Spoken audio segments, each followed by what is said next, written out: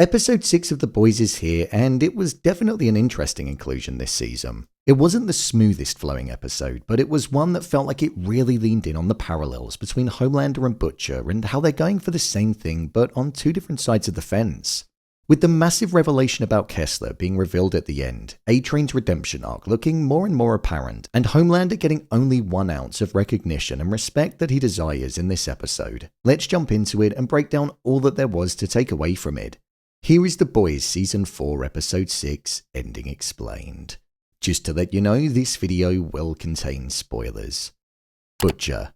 Now, it felt like this reveal was always going to happen. For many weeks, we've all been speculating about if Joe Kessler was actually real or if it was part of Butcher's imagination. And just as many of us predicted, Joe was in fact inside of Butcher's mind, and the former agent who'd been dead for many years was taking on the form of the dark side of Butcher's mind. And he was getting him to carry out all of the horrific acts that he's almost stepped away from over the course of the 4 seasons of the show.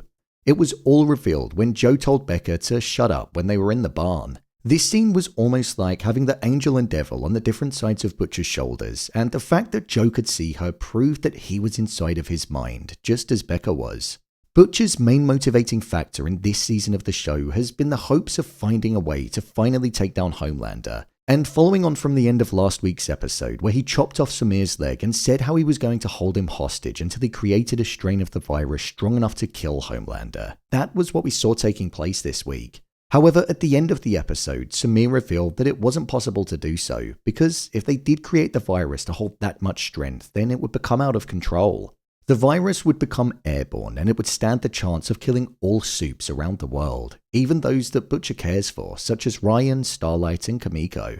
This showed us that Butcher's arc really is mirroring that of Homelander's. Butcher's physical health and mental health is deteriorating. Homelander's mental health is. Butcher is on the cusp of creating a virus which will wipe out an entire species, and Homelander is setting up prison camps in order to keep opposition out of the way and reign supreme over the humans.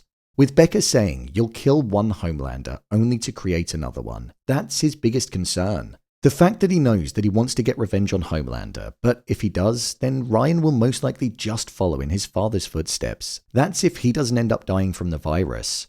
With the way that Butcher is going, I think he's going to press forward with creating the virus. Joe Kessler has a large hold within his mind, and it's had a much stronger influence than Becca.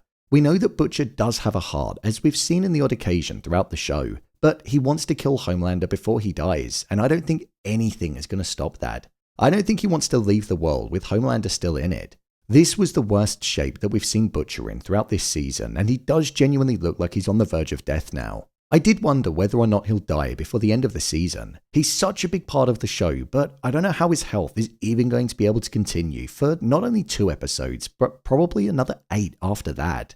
So the decision around what to do about the virus could most likely be his dying act. It would be bold for the show to kill him, but I'd respect it. Homelander.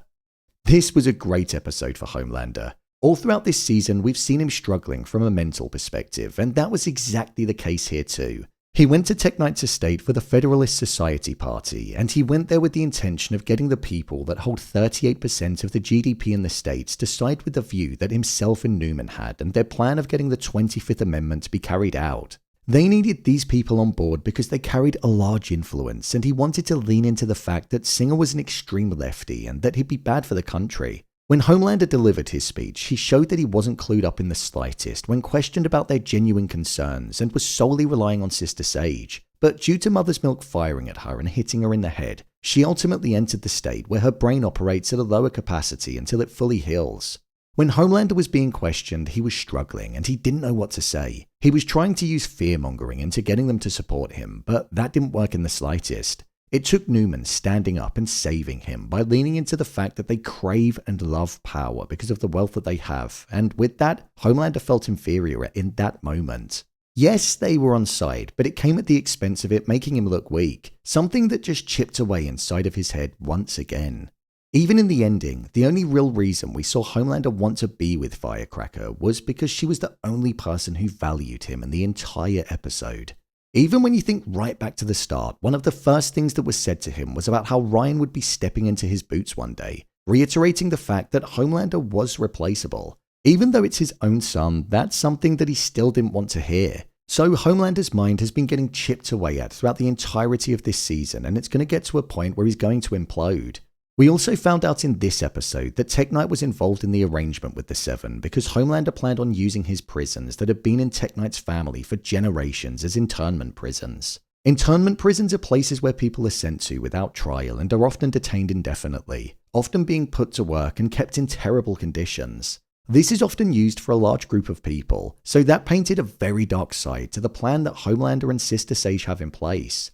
Homelander might start to level out a little bit now, considering that he's going to be getting some attention from Firecracker. So even though he thought he didn't need to be loved, and he thought that he got rid of that need in his mind following on from episode 4, that clearly isn't the case. Because as soon as he was told that he meant everything to her, he softened up. With Homelander now believing that the leak wasn't coming from Cameron Coleman either, I think he's also going to become hyper-focused on working out who it was. A-Train. The whole reason that the bugging of the party was taking place from the boys was because A-Train let Mother's Milk know that there was an event going on. Like predicted, Cameron Coleman being killed was sitting on A-Train's mind, and that sense of guilt that he had within him was rising to the surface.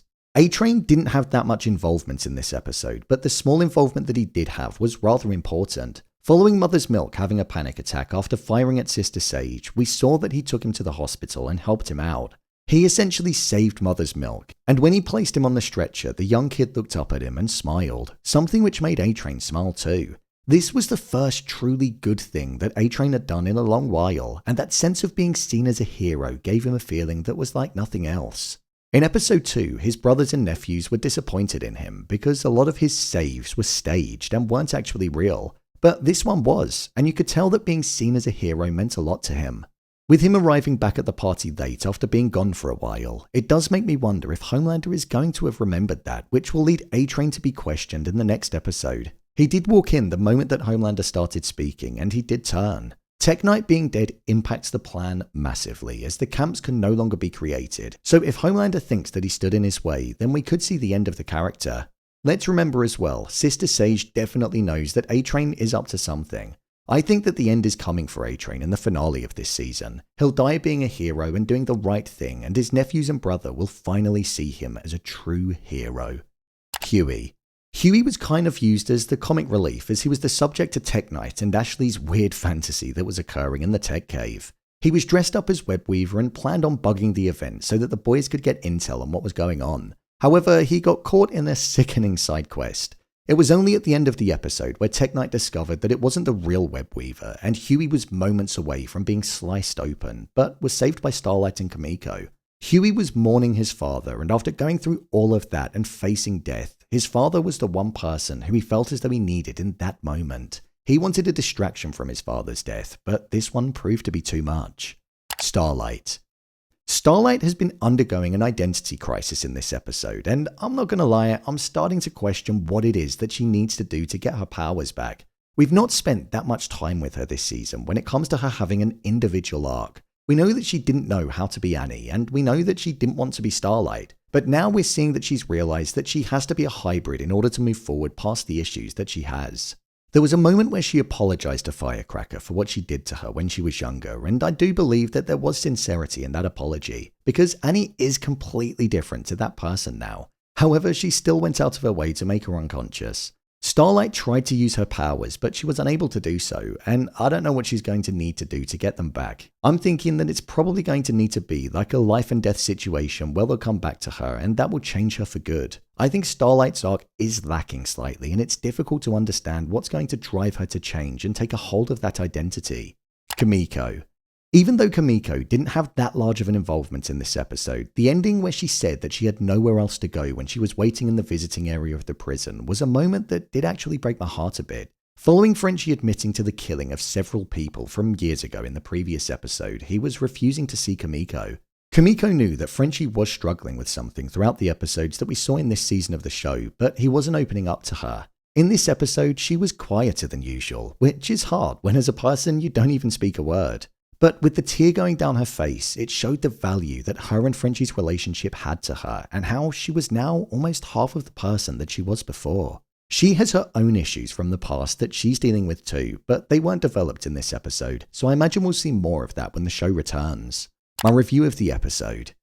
I thought this was an okay episode of the show. I don't think it was great, but I thought it was definitely entertaining. It didn't move the story along that much, but it was more so focused on the larger revelations, such as Kessler being imaginary, the internment camps being revealed, and A-Train being seen as a hero. I did think that the pacing of this episode was rather choppy. It didn't flow as naturally as I feel it often can, which did catch me off guard slightly and was a little bit jarring. For me, the standout performance in this episode was from Carl Urban. We're seeing a completely different side to Butcher in this season of the show, one that has a sense of vulnerability, and I think it's really enabling his acting skills to shine.